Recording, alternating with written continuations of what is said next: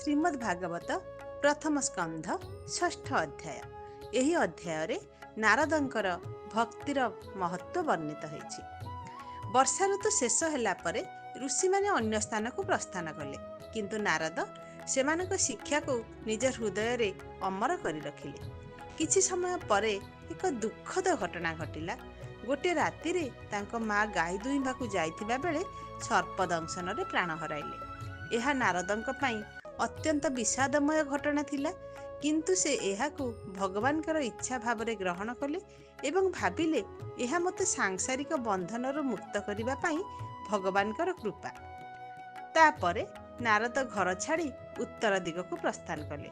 ସେ ଜଙ୍ଗଲ, ପାହାଡ଼, ନଦୀ ଓ ବିଭିନ୍ନ ସ୍ଥାନ ଅତିକ୍ରମ କରି ଶେଷରେ ଏକ ନିର୍ଜନ ଓ ପବିତ୍ର ସ୍ଥାନରେ ପହଞ୍ଚିଲେ। ସେଠାରେ ଗୋଟିଏ ବଟବୃକ୍ଷ ତଳେ ବସି ସେ ଭଗବାନଙ୍କୁ ଧ୍ୟାନ କରିବାକୁ ଆରମ୍ଭ କଲେ। ଗଭୀର ଧ୍ୟାନରେ ସେ ଏକ ସମୟରେ ନିଜ ହୃଦୟରେ ଭଗବାନଙ୍କର ଦିବ୍ୟ ଓ ମନୋହର ରୂପ ଦର୍ଶନ କଲେ। ସେହି ଦର୍ଶନରେ ସେ ଆନନ୍ଦରେ ବିଭୋର ହୋଇଗଲେ। ତାଙ୍କ ଚକ୍ଷୁରୁ ଅଶ୍ରୁଧାରା ବହିଗଲା। କିନ୍ତୁ କିଛି ମୁହୂର୍ତ୍ତ ପରେ ସେହି ଦିବ୍ୟ ରୂପ ଅଦୃଶ୍ୟ ହୋଇଗଲେ। ସେ ପୁଣି ଦର୍ଶନ ପାଇଁ ଚେଷ୍ଟା କଲେ, କିନ୍ତୁ ସଫଳ ହେଲେ ନାହିଁ।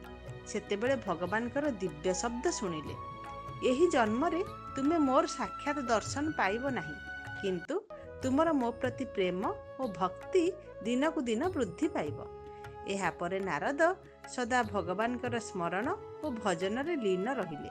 ଜୀବନର ଶେଷ ସମୟରେ ସେ ଶାନ୍ତ ମନରେ ଦେହ ତ୍ୟାଗ କଲେ। ସୃଷ୍ଟିର ପରବର୍ତ୍ତୀ କାଳରେ ସେ ବ୍ରହ୍ମାଙ୍କର ପୁତ୍ର ଭାବରେ ଜନ୍ମ ନେଇ ଦିବ୍ୟ ଦେହ ପ୍ରାପ୍ତ କଲେ। ସେହି ଦିନଠାରୁ ସେ ମହର୍ଷି ନାରଦ ଭାବରେ ସମସ୍ତ ଲୋକରେ ଭ୍ରମଣ କରୁଛନ୍ତି। ହାତରେ ବୀଣା ଧରି ସେ ଭଗବାନଙ୍କର ଗୁଣଗାନ କରି ଲୋକମାନଙ୍କ ହୃଦୟରେ ଭକ୍ତିର ପ୍ରଜ୍ୱଳିତ ପ୍ରଦୀପ ଜ୍ୱାଳାୟିତ କରୁଛନ୍ତି। ଏହି କଥାର ମୂଳ ଶିକ୍ଷା ହେଲା, ସାଧୁ ସଙ୍ଗ ଓ ଭଗବାନଙ୍କ କଥା ଶ୍ରବଣ ଜୀବନକୁ ପବିତ୍ର କରେ।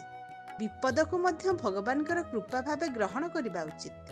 ନିଷ୍ଠାପୂର୍ଣ୍ଣ ଭକ୍ତି କେବେ ବୃଥା ଯାଏ ନାହିଁ।